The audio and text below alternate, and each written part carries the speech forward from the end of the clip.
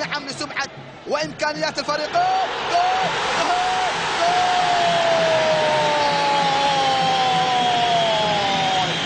ما كمل سلامي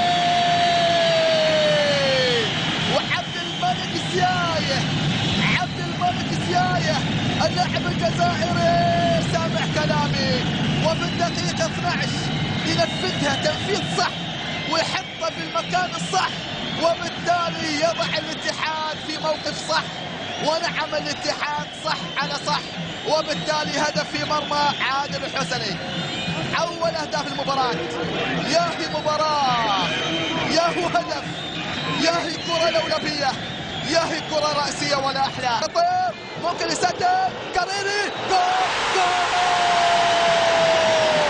سعود كاريري. ماذا يفعل الاتحاد في المباراة؟ شيء غريب وشيء عجيب، لكنه شيء مفرح تماما بالنسبة للجماهير الاتحادية. الإتي العميد المونديالي، الفريق القوي، الفريق الرهيب الذي يسجل أول هدفين، وسعود كاريري. ياهي مشاهد هنا في ملعب الأمير عبد الله الفيصل، هدف من عبد الملك زياية وهدف آخر مسارته يبعدها. الله،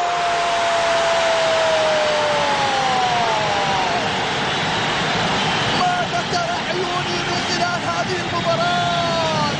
هدف مجنون، والله مجنون. قريري ماذا تفعل؟ قريري ماذا تحقق؟ قريري ماذا تترتب الفرص الأهداف؟ الله عليك، الله عليك، الله عليك، الله عليك. كرة مجنونة من فريق مجنون، من جماهير مجنونة. هنا الاتحاد يعزف أجمل الألحان.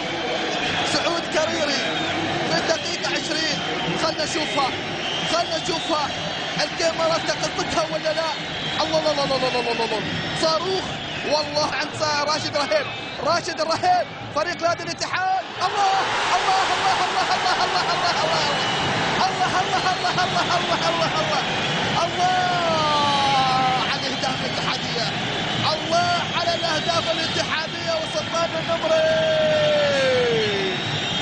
وسلطان النمري ماذا اقول بعد هذا الهدف؟ واحد من الاهداف اللي عيني قلما تشاهدها على مستوى كرة القدم العالمية وكرة القدم الخليجية وكرة القدم الآسيوية.